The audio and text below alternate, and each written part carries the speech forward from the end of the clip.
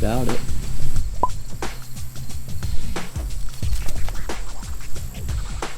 Okay guys, we are out in the yard today. We got everything out of Greg's garage pretty much that we're gonna take to North Dakota and on this first little leg of the deer tour. We go on quite a few of these a year, so we're starting to get what we need to take nailed down. So anybody that's looking to go on an out-of-state trip, this is kind of the basics of what we take. If there's things that we don't mention that you think need to be mentioned, let us know down below. Obviously you need a bow and your quiver and arrow and release and stuff like that is the main thing. These are kind of the less obvious things, but still pretty basic stuff that you're gonna want to take. So the first thing is a tent or some sort of shelter that you're gonna sleep in. We just have this old Cabela's tent. It's a good size for us just because we can sleep 4 to 5 guys in it if we need to, and it packs up real small as well. Definitely don't need something this big if you're just going by yourself, but for us it works great. It's quick and easy to set up and tear down, and like I said, it packs up small, so when we're traveling around and stuff, it doesn't take up a whole lot of room in the car. Another thing you need, obviously, if you're going to sleep in a tent, you're going to need a sleeping bag, a cot of some kind, sleeping pad. This thing's heavy duty. You got this at Army Surplus, right? Yeah. For pretty cheap. Yep. And I used this in Colorado. How cold did it get up in the mountains there? Pretty cold. Pretty cold. And I was still pretty hot in this thing. So, I mean, I feel pretty confident sleeping in this in the fall, even if it gets down pretty low.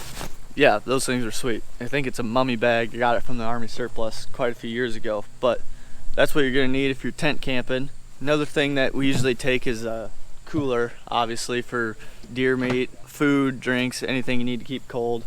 In camp, we usually have a bow target that we take along in case somebody's sight gets knocked out of place, or usually we're shooting every day in camp, even 1 or 2 arrows. So those are all things just to keep in mind. What's next, Grant? Oh, you should probably address the elephant in the room behind you. Our new toy for the year. It's Camper.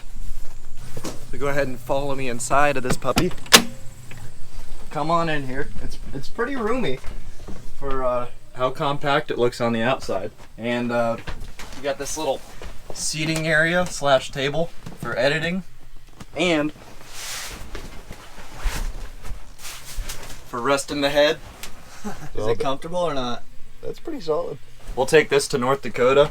Greg got this used like 3 months ago for $2 grand, I think. So pretty good deal and really a huge upgrade from a tent. Yeah, I mean, you even got this stove over here. That's gonna be pretty big. It's gonna be pretty important. You come up to the front of this puppy and you got a roomy bathroom. You got your pot right there. Alright, I'll take this over from here. As long as you're hooked up to water, you got the toilet and you got a shower. So, real nice, as well as a dishwasher.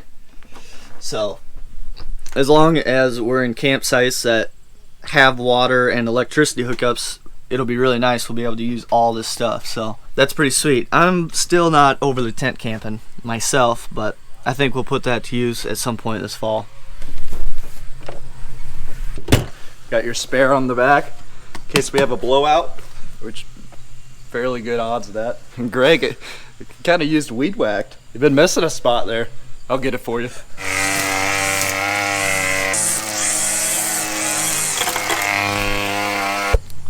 Okay, so now on to the more hunting stuff. We got our tree stand, saddle, and ghillie suit and stuff over there. So you guys have already seen all that. But on this first trip in North Dakota, the spot we're going to, there's quite a bit of water, so we're bringing the kayaks along. We got Greg's Perception kayak along with Mindy's kayak and some oars. On these out-of-state trips, we always like to bring some sort of water transportation, whether it's a boat, the canoe, kayaks, whatever. Depending on where you're hunting at, there's usually a lot of access from water that some people don't take advantage of. So we always have something in our arsenal to use the water to our advantage. And we're also taking these hip waders, which these are Warbs, I think, from back a couple years ago. These are pretty sweet. They fold down into regular knee boots, and then you can pull them up if you need to, if you get into high water. So those are pretty slick. I don't think they sell them anymore, but those are something we always like to have because you never know like when you might just have to cross a creek. You might not need to get down the creek like in a boat or a canoe or kayak or something. You just need to get from one side to the other, and it's just over your knee boots, so you need a little bit more. Those hip waders are really nice. I'll let Grant talk to you about the next thing. Well, no hands McGee. What's up, guys? I'm going to talk to you about how we're going to get these deer out once we shoot them. So first we've got this frame pack, and this is for further pack outs. I know they used it in Minnesota last year with Joe's buck. It was like, how far? 3 miles? Yeah, at least 3 miles. It was a deep pack out. So this will be nice for quartering out deer. You could have a couple of these. Just get a crew of guys back there like they like to do, and be a fun time. Big heavy packs, long way out of there. Now, I just put together this thing. I don't know if I did it right, but I should probably test it out. What do you think? Yeah, I think so.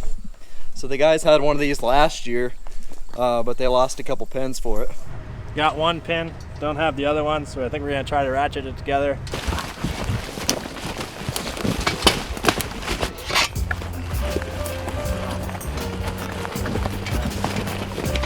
Oh no!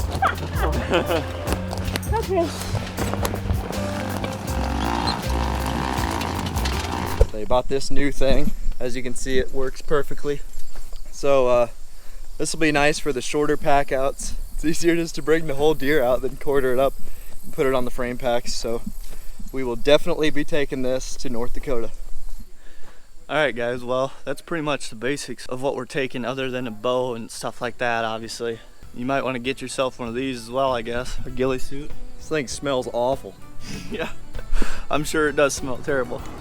But we're gonna start packing this stuff up, I think. We got about a week left until we leave for North Dakota and Colorado. Then we'll be on the deer tour for the next, I don't know, 5 months or so.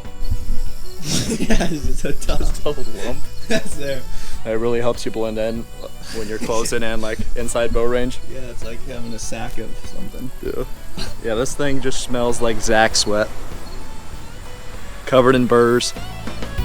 Really hot to wear, but it obviously works. So thank you guys for watching, and should be kicking off the deer tour here real soon. So